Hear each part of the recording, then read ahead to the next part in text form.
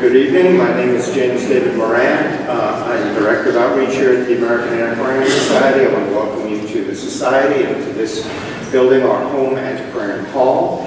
And as we get started, I'll ask that you once again turn off any devices that would make noise and disrupt us this evening.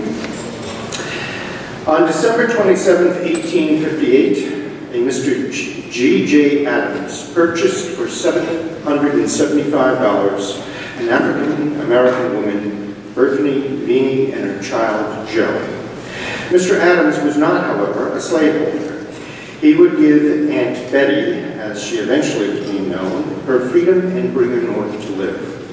At the age of 74, with the help of some of her white friends, she would tell her life story in a published tract entitled The Narrative of Bethany Vini, a Slave Woman.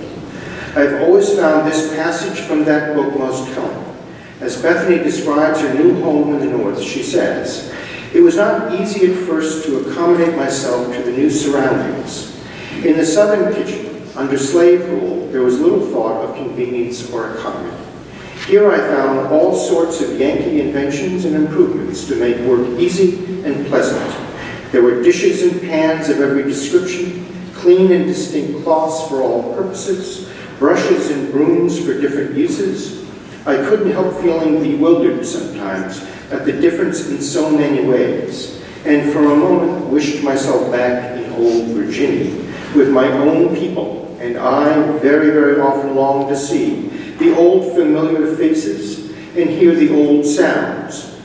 But never could I forget to be grateful for my escape from a system under which I had suffered so much." Bethany Vini's story is one of millions collected and preserved in the collections of the American Antiquarian Society. Indeed, when President Obama awarded the National Humanities Award Medal to the Society in 2013, he specifically cited our efforts to safeguard the American story, or more precisely, the millions of American stories like Bethany's, which are preserved in our collections of over 4 million books, pamphlets, broadsides, manuscripts, newspapers, and all manner of graphic images and ephemeral items. Anything and everything that was printed in America before the year 1876 is within the purview of our collecting. Quite simply, if we don't have it, we want it. But AAS is more than just a great library. It is also a center of learning where people of all ages, professions, and backgrounds come to study and discuss virtually any and all aspects of pre-20th century American life. At the heart of this activity is our learned society of over 1,000 elected members. These members, who have gathered earlier today for our annual meeting, support our endeavors through their knowledge, expertise, energy, and financial support. And it is because of one such AAS member that we gather together now. Tonight's lecture is named for Robert C. Barron, who served as the chairman of the AAS Council, or Board of Directors, from 1993 to 2003. Bob is a man of many talents. He designed computers for the space program, he co-founded his own computer company, and then, in witness of the true breadth of his interest, he started a publishing company. Bob and his wife Charlotte have long been generous friends of AAS, where they have endowed 2 fellowships for creative and performing artists. Upon Bob's retirement from the chairmanship of the council, a group of his friends decided that a lecture given annually by a distinguished member of the society would be an excellent way to honor Bob's services and recognize his intellectual curiosity. The premise of the Barron Lecture is to ask a writer of a particularly significant work of history to deliver a retrospective lecture, looking back on the book and reflecting on the goals and purposes of the book at the time of the writing, as well as thinking about how that work has shaped the world of scholarship and society over time. Tonight's Barron Lecturer, Eric Foner, is one of America's most distinguished historians. He is the DeWitt Clinton Professor of History Emeritus at Columbia University. Professor Foner specializes in the Civil War and Reconstruction, slavery in 19th century America. He is one of only 2 persons to serve as president of the Organization of American Historians, American Historical Association, and Society of American Historians.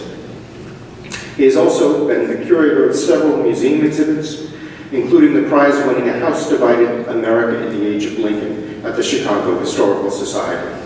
His book, The Fiery Trial, Abraham Lincoln and American Slavery, won the Pulitzer, Bancroft, and Lincoln Prizes for 2011. Other titles of his books include Our Lincoln, New Perspectives on Lincoln and His World, Forever Free, The Story of Emancipation and Reconstruction, Voices of Freedom, A Documentary History, Give Me Liberty, An American History, Who Owns History, Rethinking the Past in a Challenging World, The Story of American Freedom, America's Reconstruction, People and Politics After the Civil War, Thomas Paine, Freedom's Lawmakers, a directory of black office holders during Reconstruction, A House Divided, America in the Age of Lincoln, Gateway to Freedom, The Hidden History of the Underground Railroad, and of course, the subject of tonight's lecture, his 1988 groundbreaking book, Reconstruction, America's Unfinished Revolution. Please join me in welcoming Eric Foner.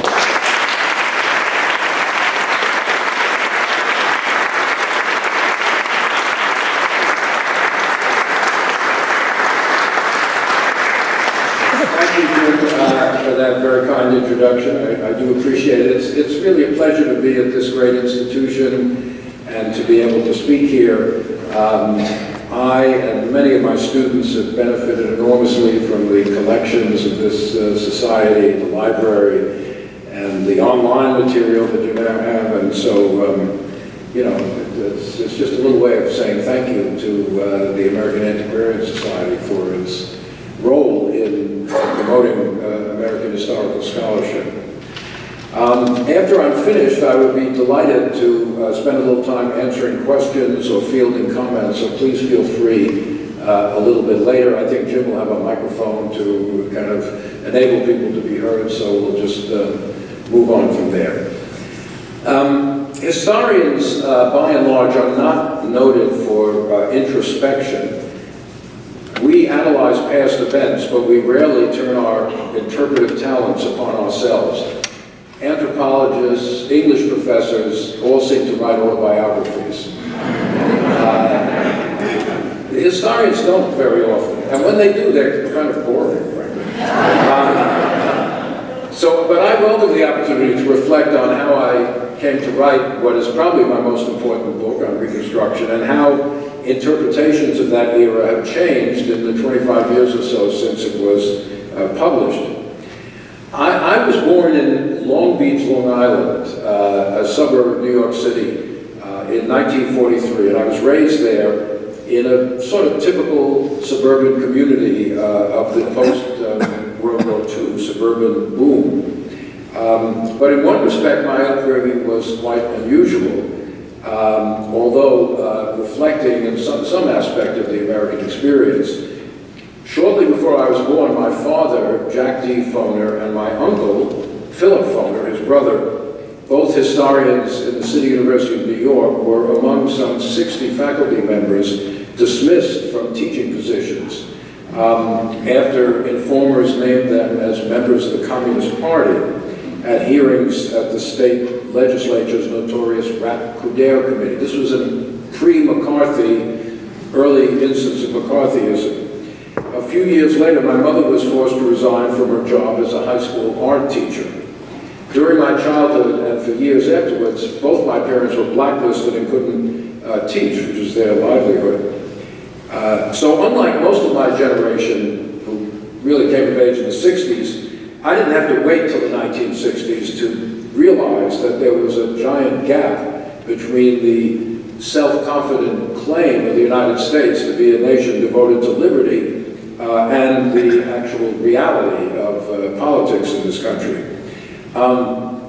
But given the profession of my father and uncle as historians, it seems inevitable that I would become a historian. But as I always tell my students, things are only inevitable after they happen. As a young person, I wanted to be an astronomer, actually, and my first published book, which was not mentioned, was called The Solar System. Now, to be sure, published is a bit of an exaggeration. This book, with one chapter on each planet, was dictated by me, typed by my mother, and illustrated by a family friend. It was not based on any archival research here.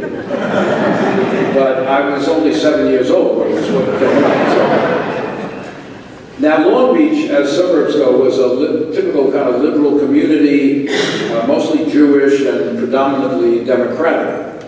But the way we were taught history was typical of that era, the 1950s. Our textbooks, which was actually a Muzzy, one of our Columbia predecessors, right? Textbook, taught that slavery was a regrettable but not particularly oppressive institution, that Reconstruction was a terrible mistake, and that blacks played actually no role whatsoever, as far as you can tell from the textbook, in American history after the end of slavery. But in my home, a different view of history prevailed. There, I just learned by osmosis ideas taken for granted today, but virtually unknown then outside black and left-wing circles. Slavery was the fundamental cause of the Civil War, emancipation was its greatest accomplishment, and Reconstruction was a tragedy not because it was attempted, but because it failed. And the condition of black people was the nation's foremost domestic problem. W.E.B. Du Bois and Paul Robeson were friends of my family. Frederick Douglass was a household name. My uncle, Philip Foner, I always say, had invented Frederick Douglass. In 1950-51, he published a 4-volume collection of the magnificent writings and speeches of Frederick Douglass, which really put him on the map. Nobody had heard of Frederick Douglass until then, honestly. He wasn't in my textbook. The only black person in the textbook mentioned by name was actually George Washington Carver with his Peanuts. But, so my uncle put Douglass's work out there. And in my house, we followed with a sense of excitement the rise of the Civil Rights Movement. My brother Tom, my younger brother, went to Mississippi in the Freedom Summer of 1964. I was involved when I was an undergraduate at Columbia in the early 60s in supporting the Civil Rights Movement. We picketed Woolworths in 1960 in New York City in support of the students sitting in at lunch counters in the South. But I entered Columbia still hoping to be an astronomer. But by the end of my second year, my interest in, or perhaps ability in, science had pretty much waned. And in my junior year, I somehow persuaded James B. Shenton, a legendary teacher there, to allow me to take his seminar, his year-long seminar in the Civil War era. By the end of that year, I was not only a history major, but had developed what has become a lifelong passion for that period, which illustrates the impact that an inspiring teacher can have on the life of a student. So my first book, which was my doctoral dissertation, Free Soil, Free Labor, Free Men, which is about the Republican Party before the Civil War, was finished at the end of the 1960s. History education at Columbia in those days strongly favored the political and intellectual history, as exemplified in the work of my PhD supervisor, Richard Hofstadter, the leading historian of his generation. Hofstadter had a profound influence on me, both as a writer and as a historian. As a writer, he drilled into us lessons which I try to impart to my students. Number one, make war on the verb to be. The passive voice, get rid of it. Hofstadter always said. Number two, 90% of writing is rewriting. That is a liberating idea, actually, if you adopt it, because then you can just write a draft without becoming obsessed with what you're doing, because you know the real task of writing then begins. Once you have something on paper, you then, or on your computer screen now, you then start revising and revising and revising. So, but also the questions that I still am interested in about political culture, about the evolution of political ideas, are Hofstadter questions, even though my answers are not necessarily the same as his. But in 1972, I ventured to England on a fellowship for a year to pursue what I thought was my next project, which had to do with Thomas Paine and the American Revolution. As a product of the 1960s, I had gotten interested in the history of American radicalism. But it was there in England that I encountered what was then called the New Social History, which really didn't have much of a foothold in Columbia at that time. Today, when we take for granted that history must include the experience of previously neglected groups, African Americans, women, Native Americans, laborers, and others, it's difficult to recapture the sense of intellectual excitement that was produced by the works of British scholars like E.P. Thompson and Eric Hobsbawm and other practitioners of what was sometimes called history from below. And my book on Tom Paine, which came out in the mid-1970s, was powerfully influenced by their work. This was also a study of political ideology in a way, like my first book, but I now grounded Paine's writings in the social history of his diverse environments, especially lower-class London and Philadelphia. Anyway, when I completed that book, I wasn't quite sure what I was going to do, but fate intervened in the person of Professor Richard Morris, great scholar of colonial America who was teaching at Columbia at the time, and was also one of the two editors of the series, the New American Nation series, a series of books on different periods of American history. Totally out of the blue, unexpectedly, Morris invited me to write the volume on Reconstruction for the New American Nation series. I had written nothing on Reconstruction except one little essay about Thaddeus Stevens, the radical Republican congressman from Pennsylvania. Reconstruction refers to the period after the American Civil War, during which the nation's laws and constitution were rewritten to guarantee the basic rights of the former slaves, and when biracial governments came to power throughout the defeated Confederacy. As W.B. Du Bois had argued 40 years earlier in his great book, Black Reconstruction in America, which was basically ignored by the historical profession at that time, Reconstruction was an inspiring effort to create an interracial democracy from the ashes of slavery. Now, even though I hadn't really written on Reconstruction, I had many years previously expressed my point of view about it in my 9th grade American history class in Long Beach High School. Our teacher was Mrs. Bertha Berryman, affectionately known among the students as Big Bertha, after a piece of World War I artillery. Following the then dominant view of the era in Muzzey's textbook, she described the Reconstruction Act of 1867, which gave the right to vote to black men, really for the first time in American history, in any significant numbers, as the worst law in all of American history. For some reason, I raised my hand and said, Mrs. Berryman, I disagree. I think the Alien and Sedition Acts were worse. Whereupon Mrs. Berryman said, all right, Eric, if you don't like the way I'm teaching, you come in tomorrow and you give a lesson on Reconstruction, which I proceeded to do, admittedly with my father's help, and in a presentation based largely on Du Bois's portrait of the era. At the end of the class, Mrs. Berryman, who was a believer in democracy, said, okay, class, you have heard me and you have heard Eric, now we're going to take a vote to see who was correct. I wish I could report that my presentation had carried the day, but actually only one student, my best friend Neil Kleinman, voted for me. So it almost seemed preordained when Richard Myers gave me this opportunity to get back at Mrs. Berryman. I soon discovered I agreed to take on a project with a checkered past. The New American Nation series was signed up in 1948. It's still not completed, actually. The first person to take on the Reconstruction book was a great historian, Howard K. Beale. but he died in 1960 without having written a word. He was succeeded by another great historian, David Donald.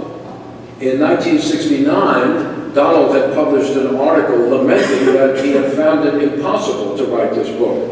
How could you synthesize in a single account the political, economic, social, and intellectual developments of the period, the national, northern, and southern events?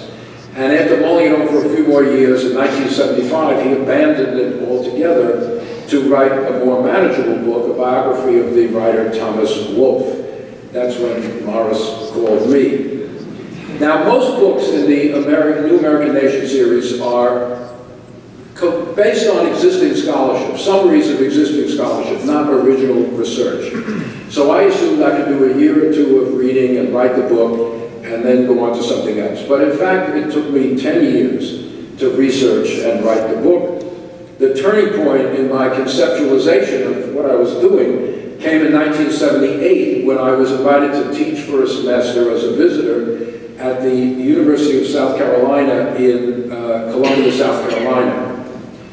There in the South Carolina State Archives, I encountered what they call the governor's papers in 121 boxes, tightly packed with documents of correspondence received by the governors of South Carolina. This is the governor's papers from all of South Carolina history, but for this moment of Reconstruction, there were 121 boxes of letters that had come into the governor's office. Many of them were of not particular interest, you know, my neighbor's cow knocked over my fence, or a deal of a job, or things like that, but they contained also an incredibly rich record. Almost, no one had ever looked at this, almost entirely untapped by scholars, of local, social, and political life. Tales unfolded before my eyes of utopian hopes and shattered dreams, of struggles for dignity and of violence by the Ku Klux Klan, racism, black-white cooperation, how everyday life had become politicized in ways barely hinted at in the existing literature. I realized that to tell the story of Reconstruction, I could not rely on available scholarship, impressive as much of it was, but would have to delve into these archives in other states. In ensuing years, the research introduced me to an amazing cast of characters, former slaves trying to breathe substantive meaning into the freedom they had acquired, white farmers struggling to throw off the heritage of racism, planters trying to retain control of their now free labor force, Klansmen trying to subvert the far-reaching changes of the period. Like Du Bois, half a century earlier, I became convinced that the freed people were the central actors of Reconstruction. Rather than simply victims of manipulation or passive recipients of the actions of others as they were presented in many books, they were agents of change whose demand for individual and community autonomy helped to establish the agenda of Reconstruction politics. Moreover, I became more and more impressed with the significance of the legal and constitutional changes enacted in the era. The Civil Rights Act of 1866, the first civil rights legislation in American history. The 14th Amendment, which incorporated birthright citizenship and equality among citizens into the Constitution. As the Republican editor George William Curtis wrote, the 14th Amendment changed a constitution for white men into a constitution for mankind. And then the 15th Amendment, which barred the states from denying the right to vote because of race. Another unexpected development also affected this project's development or conceptualization. In the 1980-81 academic year, I was invited to teach at Cambridge University in England as the Pitt Professor. They have a visiting professor of American history each year. Prompted by some of my colleagues there, I began to read about the aftermath of slavery in the British Empire, particularly the Caribbean and South Africa. This literature was almost entirely unknown to American historians. We are prisoners of the idea of American exceptionalism. And if you believe that, I'll sell you a bridge, but anyway, if you believe in American exceptionalism, there is no point in knowing anything about any other country, because we are so different from them. we are exempted from the laws of history. But if you actually look at it, as I did, you discover that the writers on the British Empire approached the transition from slavery to freedom in rather different ways than our own historical writing. Instead of defining the problem primarily one of race relations, which is what our literature does, the predominant view of scholars in Britain and Africa and the Caribbean focused on the labor question after slavery, how former slaves struggled to secure economic autonomy from former planters, often aided by former planters, often aided by the British government, sought to get them to return to work on the plantations, and when they didn't want to, brought in indentured laborers from China and India to take their place.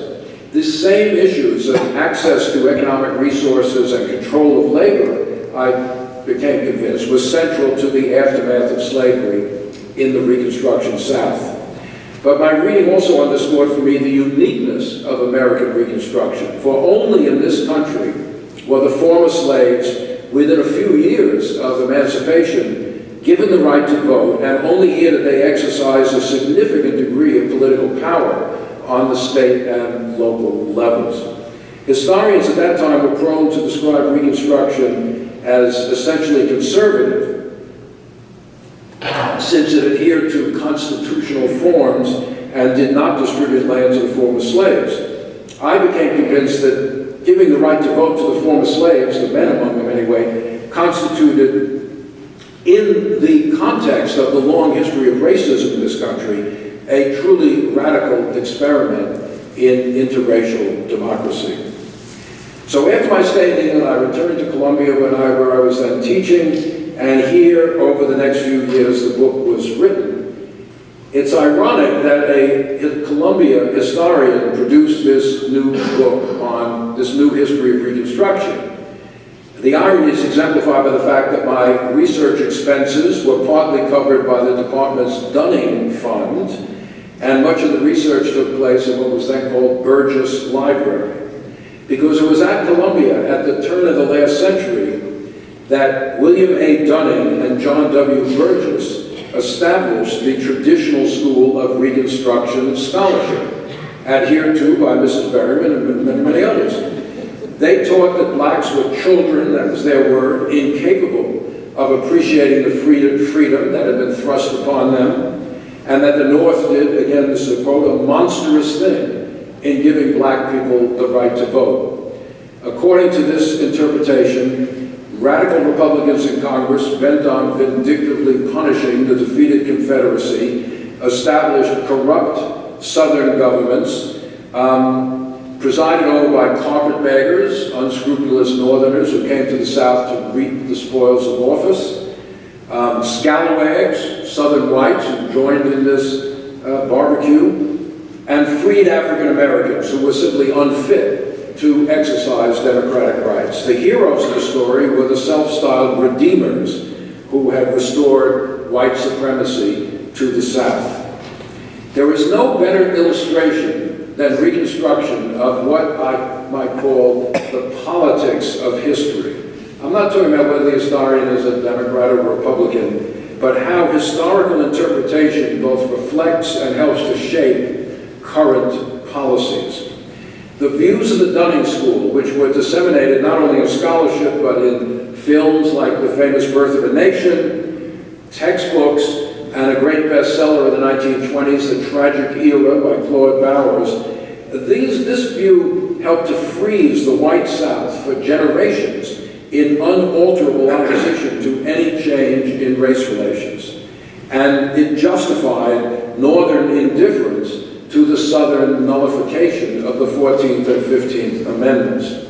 Whenever challenges emerged to the Jim Crow system of the South, Southern whites would respond by warning that change would lead to a replay of the supposed horrors of Reconstruction.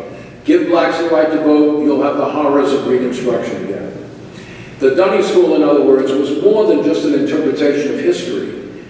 Grounded in the belief in black inferiority, it was part of the intellectual edifice of the Jim Crow system of the South. That is why Du Bois in Black Reconstruction called his final chapter about historical writing the propaganda of history. And why I wrote at the end of my book that the complicity of historians in the perpetuation of racism in this country was, quote, an everlasting shame to our profession. This is a piece of our history we have to confront as historians. Like any work of history, Reconstruction is a product of the moment in which it was written. My book appeared at the end of an incredibly creative 30-year period of scholarship on emancipation and Reconstruction. By the time it was published, the foundations had been laid in dozens of monographs for a new overall account of the era.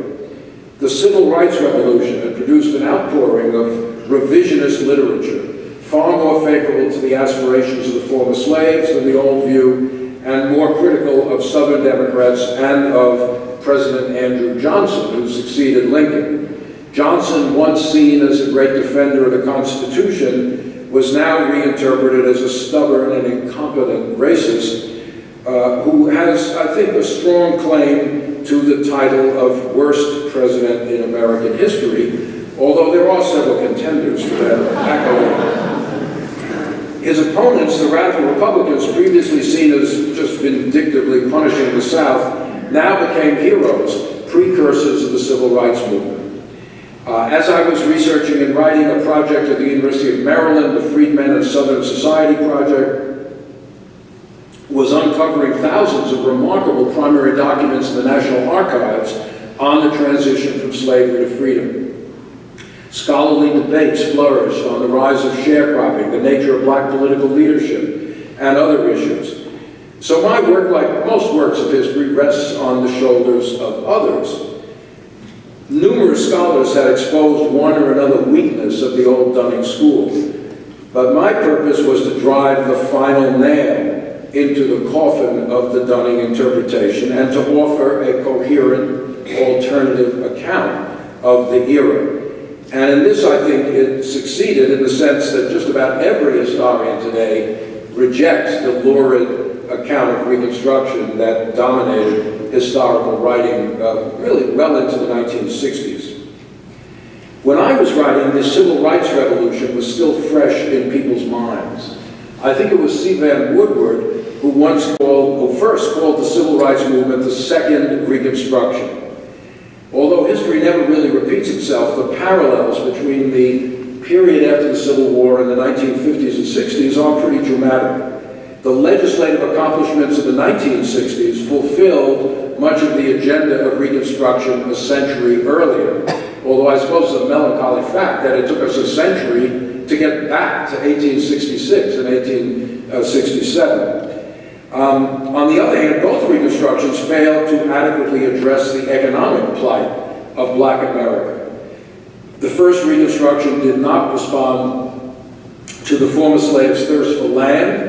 The second, which gave rise to a large black middle class, still left millions of blacks trapped in decaying urban centers and deindustrializing sectors of the economy. Published in 1988, my book on Reconstruction received a very nice, gratifying response. It won several prizes. It was a finalist for the National Book Award. It sold a lot more copies than I was accustomed to selling for books. Even later on, many people have praised it from all parts of the political spectrum. Even Karl Rove, with whom I don't see eye to eye on many issues, recognized its importance. How do I know this?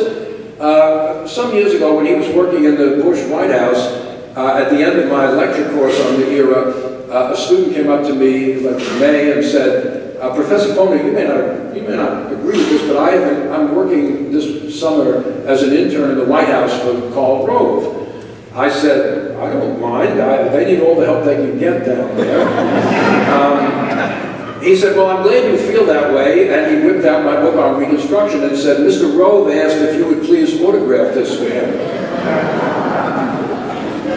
So many reviewers, praised the research in the book, the way I integrated the various themes into a coherent whole, but ultimately, whatever the book's merits, I think they derive from the fact that because of my upbringing and my experience, I care very deeply about the issues of racial justice central to Reconstruction and to our society today. So Reconstruction may have been born in the archives, but ultimately it was written from the heart. So with the publication of that book, I assumed I would turn my attention in a scholarly way to other areas, but things didn't quite turn out that way. In the course of my research, I had assimilated or gathered a very big file of biographical information about black political leaders in the post-war South. People who served in state legislatures and Congress, local officials, justices of the peace, sheriffs, you name it. Most of them were totally unknown, even to scholars of the period. And I brought all this information together in a book called Freedom's Lawmakers, which was just a directory of little capsule biographies of about 1,500 black men who served in some office in Reconstruction. One indication of what a remarkable moment this was, I've also tried to find out how many African American men served in public office before the Civil War. There weren't any in the South. And there were probably less than the fingers on one hand. Probably less than 5. There was one guy in Massachusetts who served as Justice of the Peace, one in Oberlin, maybe one in Syracuse. There's some debate about that, in abolitionist centers. But basically, black office holding was unknown until the Reconstruction era. And again, the treatment of these black public officials was another illustration of how racism had just warped the writing of the history of the era and public memory. Generations of historians had denigrated these office holders as incompetent, partly to justify the violent overthrow of Reconstruction. E. Merton Coulter, a Southern historian, had written in 1947, black office holding was the most exotic development in government in the history of white civilization, the longest to be remembered, shuddered at, and execrated. My hope was to put these men on the map, so to speak, of history, and also to bury such misconceptions as that they were all illiterate, propertyless, and incompetent. The erasure of these black leaders from history continued long after the demise of the Dunning School. In 1999, I was sitting in my office at Columbia, and I received a phone call from a secretary asking, Professor, would you take a phone call from the Chief Justice of South Carolina? I said to myself, I was a visiting professor, as I mentioned. I said, I should have paid that parking ticket. They're pretty tough down there. So the caller turned out to be Ernest A. Finney, and he said, I am the first black Chief Justice in the history of South Carolina. So I said, well, congratulations, what can I do for you, Judge? He said, have you been at this Supreme Court building in Columbia, South Carolina? I said, yeah, I've been there. He said, well, yeah, he said, you know that they have portraits on the walls of all the justices since the American Revolution who served on the Supreme Court of South Carolina, except one. And I said, well, yeah, of course, Jonathan J. Wright, they're not putting up there. He's a black justice from Reconstruction, the first black man to serve on a state Supreme Court anywhere in the United States. His portrait was not up there. Well, I've commissioned a portrait of Wright, said the judge, and it's being unveiled, and I want you to come down and give a lecture about his contribution to Reconstruction. I said, I'm delighted to, Judge, but who's going to come to such a lecture? He said, I'm the Chief Justice here, and I have made it clear to the lawyers who practice before the bar of the Supreme Court that I will be very anxious to see them at this lecture. So I went to South Carolina, and in the chambers of the South Carolina Supreme Court, I gave this lecture to a large crowd of lawyers about Jonathan J. Wright and his, but the point of this is a nice story, but the point of this is that we've had a lot of talk in the last couple of years about, taking down the Confederate flag, debates about statues of Confederate leaders in the South, and whenever you say, well, let's get rid of that, there's always a big hubbub about, well, we're destroying history. History has already been destroyed in the South. There is no statue anywhere in the South of a black Reconstruction leader. This is the erasure of history. Nobody complained about that. when you want to take down Nathan B. Forrest, a homicidal maniac who was a leader of the Ku Klux Klan, and of whom there are more statues in Tennessee than statues of Andrew Jackson, who came out of Tennessee. So we have to add, it's not a question of just taking down, we've got to add to the public memory, the public history that is out there. Anyway, in other words, I've been unable to escape the Reconstruction era. I've worked with the National Park Service to try to get them to establish a national park site related to Reconstruction. I curated an exhibition which traveled around in the 1990s, et cetera, et cetera.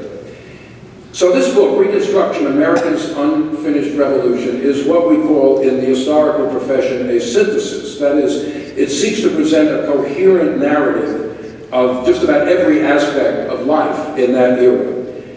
It defines Reconstruction both as a specific time period, which I date as 1863 to 1877, and a prolonged historical process, the nation's adjustment to the results of the Civil War, the preservation of national unity and the destruction of slavery.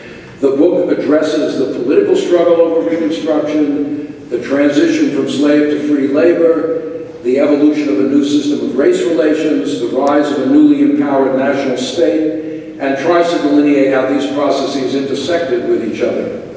It deals with debates in Congress and struggles on local plantations.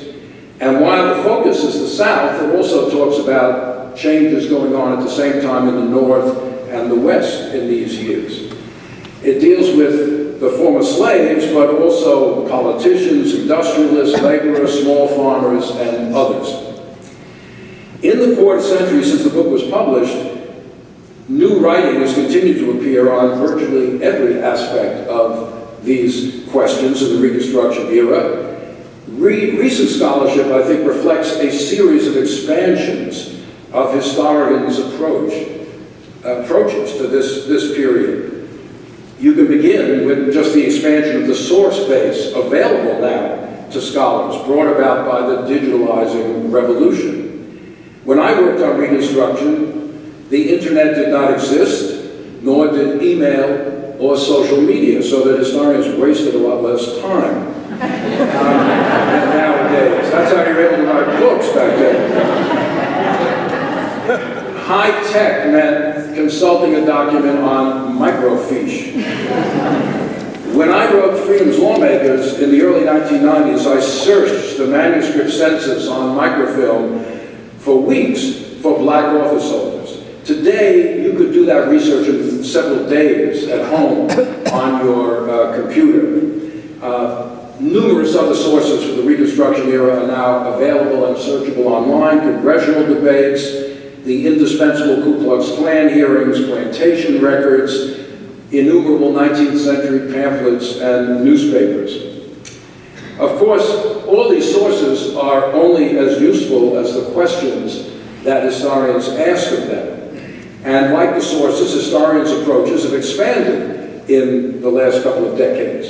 First of all, there's an expansion of the cast of characters of Reconstruction. Some of the best recent work has focused in on women in that era, changes in gender roles and gender relations, changes in the family among both white and black, resulting from the destruction of slavery.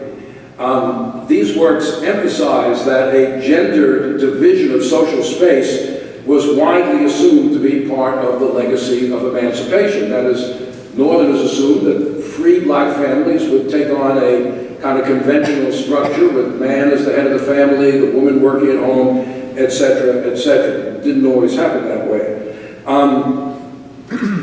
My book touched on this somewhat, discussing, for example, how black families were affected by the end of slavery. But the study of women in this era was really in its infancy when I was writing. Many, many more books have appeared on the intersections of gender, race, and labor, and politics. And this scholarship asks us to expand our definition of politics beyond the electoral arena, which is a male preserve, to the many locations where struggles for power were taking place, thus opening the door to the inclusion of women in Reconstruction's political history. recent work also reflects an expansion of the geography of emancipation. A number of important books have explored the aftermath of slavery elsewhere in the Western Hemisphere and made explicit comparisons with American Reconstruction. The chronological boundaries of Reconstruction have also expanded. Works on Reconstruction sometimes now begin in slavery, actually, looking at the political ideas that people brought out of slavery, which affected how they responded to the Reconstruction situation. Other books take the story of Reconstruction into the 1890s and even the early 20th century. One thing about historians that's odd is they do not know how to count. For example, historians do not understand that a century is 100 years, which is what the word means, if I'm not mistaken. We have the long 19th century, which goes from the French Revolution to World War I. We have the short 20th century, which goes from World War I to 1991 and the collapse of the Soviet Union. People keep making the civil rights movement longer and longer and longer, pushing its origins back. There was recently an article published in a journal where the author said, "I hope we will never see an article entitled Christopher Columbus and the Origins of the Civil Rights Movement." And now we do have a long Reconstruction, which studies that talk about Reconstruction go into the 1880s, the 1890s. They talk about the Knights of Labor, the populist struggles over the imposition of the Jim Crow system. And more attention has been paid lately to what you might call the memory of Reconstruction, how the Dunning School in the early 20th century facilitated the reconciliation of the white North and the white South by teaching that Reconstruction was an abject failure, and it also the sort of counter-narrative that survived in black communities in the early 20th century, a different memory of Reconstruction as a very positive time. Expanding the chronological definition of Reconstruction allows for a fuller comparison of Southern events with events elsewhere in the United States. Economic transformation was not confined to the South in those years. In the North, you had the acceleration of industrial capitalism and accompanying labor conflict. The right to vote was a point of contention outside the South as well as in it. And the persistence of racialized labor systems like peonage in the Southwest or long-term labor indentures for Chinese on the West Coast raise important questions about the triumph of the free labor ideal in the Civil War. These subjects were touched on in my book, but there's a lot more discussion of them lately. Also, as I said, my book was written in the aftermath of the Civil Rights Movement. In the aftermath of the terrorist attacks of 2001, it's perhaps not surprising that historians have turned renewed attention to what you can only call the homegrown American terrorism of Reconstruction, the Ku Klux Klan and groups like that. Recent books on Reconstruction, including a number aimed at an audience outside the Academy, have infused the subject with drama by focusing on violent confrontations of one kind or another. And in the aftermath of 9/11 and with the wars in Iraq, as the language of empire re-entered American political dialogue, scholars began to look at the enhancement of the power of the national government in Reconstruction as a step toward America's imperial expansion in the 1890s. My book devoted little attention to foreign policy, but others have been lately writing about the international impact of American Reconstruction. The alleged failure of Reconstruction became part of the ideology of the white man's burden, cited all over the world to demonstrate the incapacity of non-white peoples. An important book by two Australian scholars called Drawing the Global Color Line points out that in the late 19th and early 20th centuries, a kind of sense of fraternity developed among self-described Anglo-Saxon nations, including Australia, New Zealand, Canada, South Africa, and the United States. Political leaders in these countries studied and copied each other's racial policies. Their Bible, these authors write, was James Bryce's American Commonwealth, published in 1888, especially his account of Reconstruction as a time of corruption and misgovernment caused by giving the vote to former slaves. Bryce's book proved, supposedly, that blacks, Chinese, Aboriginal people, Native people were unfit to be citizens, and it was frequently invoked in debates in Australia over what they call the White Australia policy, or in South Africa. American Reconstruction was invoked to show the impossibility of multiracial democracy. Despite the undeniable setbacks that followed, my book saw the destruction of slavery as a transcendent accomplishment and debates over the definition of freedom as a central feature of Reconstruction. Many books lately have built on those themes, but nowadays, in an era of tense race relations and mass incarceration and persistent inequality, there tends to be now, I think, a tone in the writing on Reconstruction of disappointment that the freedom gained with emancipation was too limited. You have books like More Than Freedom or The Failure of Freedom, things like that, reflecting, as I say, as always, the world in which the historian is living.